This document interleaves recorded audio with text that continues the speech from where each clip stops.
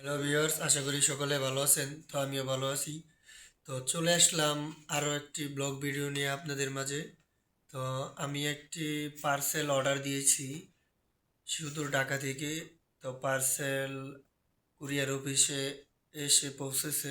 আমাকে ওখান থেকে ফোন দিয়েছে যে ভাই আপনার একটা পার্সেল আছে, এসে রিসিভ করে নিয়ে যান। তো জিনিসটা অনেক লম্বা এবং বড় থাকার কারণে সুন্দরবনে আসেনি।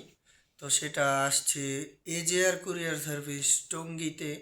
তো এখন আমরা সরাসরি টঙ্গীতে চলে যাব। চলেন, লেটস গো।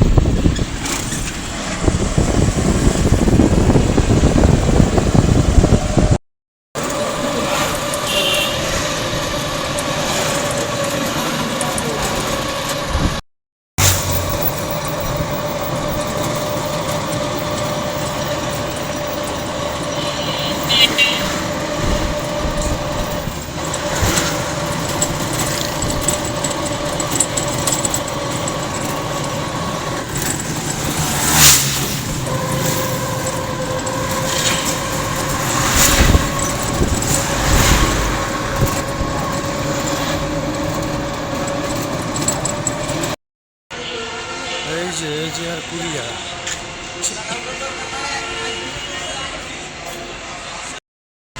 গাইজ দেখেন, এই জিনিসটার লেগে আমি সেই বাসা থেকে এখানে আসা। এই জিনিসটা কত লম্বা। এটা হলো আমার প্রজেক্টরের স্ট্যান্ড, এখন পর্দা দুটোই। হে গাইস, আসসালামু আলাইকুম। আশা করি সকলে ভালো আছেন। তো দেখতে পাচ্ছেন আমি এখন প্রজেক্টরের পর্দাটা আনবক্সিং করছি। তো ভেঙে ফেটে গেল কিনা তাও জানি না, তাই ভয়ে ভয়ে আমি আনবক্সিং করে আমি হাতে নিলাম। তো দেখতে পাচ্ছেন আলহামদুলিল্লাহ আমার স্ট্যান্ড খুব সুন্দর এবং মজবুত রয়েছে। তাই আমি এটা খুব সাবধানে পলিটা খুলে এখন আমি আপনাদের সামনে সেট করে দেখাবো। সাথে আছে মাহফিলের ছেলেপেলেরা। তো আমি এইটা এখন সেট করব। তো আমি প্রথম বিদায় আমি বুঝতে পারি নাই কীভাবে কোনটা সেট করে, তখন আমি উল্টা নিয়ে নিছিলাম। এখন নিচের দিকে ঘুরিয়ে এটাকে আমি সোজা করে নেব। দেখতে পাচ্ছেন, হ্যাঁ, পর্দাটাকে আমি ঘুরিয়ে সোজা করে নিচ্ছি। নেওয়ার পরে সোজা করে নিয়ে আমি এখন এটাকে খুলে স্ট্যান্ডটাকে বাস করে এখন আমি এটাকে ঘুরিয়ে আবার সেট করার চেষ্টা করব। তো এটার আমি ক্যামেরা সার্ভিস বিডির কবির ভাইয়ের কাছ থেকে কালেক্ট করেছি, ডিজিটাল কালেকশন বাইতুল মোকাররম। তো দেখতে পাচ্ছেন আমি এখন পর্দাটা সেট করে দিয়েছি। এটা প্যাচ দিয়ে লক করে দিয়ে আমি এটাকে সোজা করে এটাকে আমি চালিয়ে দেখাবো প্রজেক্টর আপনাদের বন্ধুরা।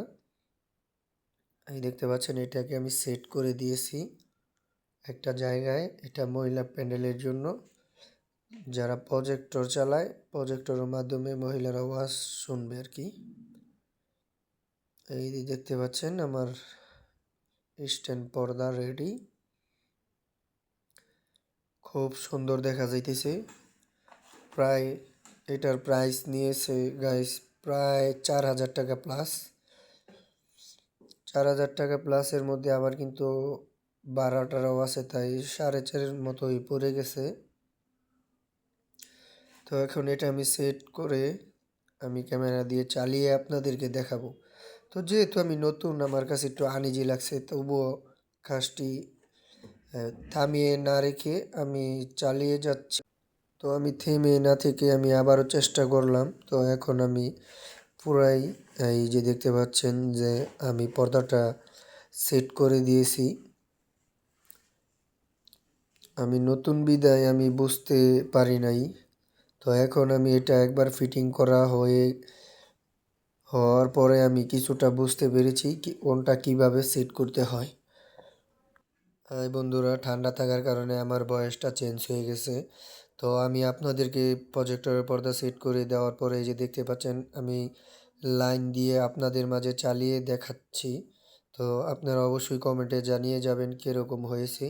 ততক্ষণ ভালো থাকবেন, সুস্থ থাকবেন, দেখা হবে আবার নতুন কোনো অন্য ভিডিওতে। সবাই ভালো থাকবেন।